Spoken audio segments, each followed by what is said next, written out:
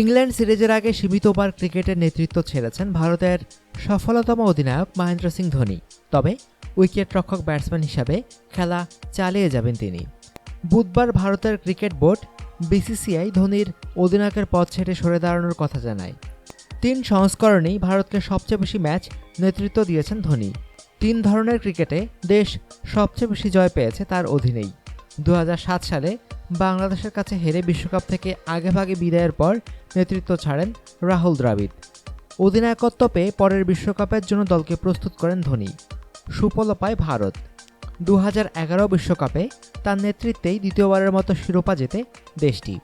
ওয়ানডেতে 199 ম্যাচে দেশকে নেতৃত্ব দেন ধোনি।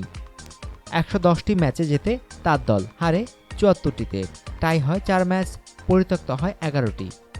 ভারতকে বৈশ্বিক শিরোপা এনে দেওয়ার কাজটা করেন আরও আগেই। 2007 সালে টি-20 বিশ্বকাপের প্রথম আসরে তার নেতৃত্বেই চ্যাম্পিয়ন হয় ভারত। দেশের মাটিতে গত বছর টি-20 বিশ্বকাপে সেমিফাইনাল থেকে ভারতের বিদায়ের পর ধোনির অবসরের ব্যাপারে প্রশ্ন উঠতে শুরু করেছিল। তবে 35 বছর বয়সী এই ক্রিকেটার 2019 বিশ্বকাপ পর্যন্ত খেলার আভাস দিয়েছেন। 72টি টি-20 ম্যাচে দেশকে নেতৃত্ব দেন ধোনি। এর মধ্যে ভারত 41টি ম্যাচে জিতে এবং 28টি ম্যাচে হারে, 1টি ম্যাচ টাই ও 2টি ম্যাচ পরিত্যক্ত ঘোষণা হয়। 2008 সালে টেস্টের অধিনায়কত্ব পান ধোনি। তার নেতৃত্বে এই সংস্করণে আইসিসির র্যাঙ্কিংয়ে শীর্ষ 5 ছিল ভারত। 2014 সালে অস্ট্রেলিয়া সফরে টেস্ট সিরিজের মধ্যেই হঠাৎ করেই ওই সংস্করণ থেকে অবসর নেন ধোনি। সে সময় নেতৃত্ব পাওয়া বিরাট কোহলি ওয়ানডে ও টি-20 অধিনায়কত্ব পেতে সবার চেয়ে এগিয়ে। 60টি টেস্টে দলকে নেতৃত্ব দিয়ে 27টি ম্যাচ জেতান ধোনি। আর কোনো ভারতীয় অধিনায়ক দেশকে এত জয় এনে দিতে পারেনি। দ্বিতীয় সর্বোচ্চ 21টি জয়ে দলকে নেতৃত্ব দেন সৌরভ গাঙ্গুলী। দেশের মাটিতে ইংল্যান্ডের বিপক্ষে 3টি করে ওয়ানডে ও টি-20 খেলবে ভারত। আগামী শুক্রবার মুম্বাইয়ে দল নির্বাচনের জন্য বসবে দেশটির নির্বাচকরা।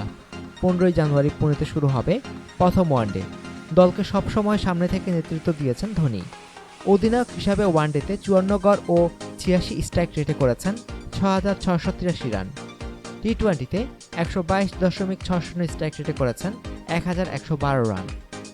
অনুগ্রহপূর্বক সংবাদটি শেয়ার করুন এবং খেলাধুলার সর্বশেষ খবর জানতে স্পোর্টস লাইট সাবস্ক্রাইব করে রাখুন। ধন্যবাদ।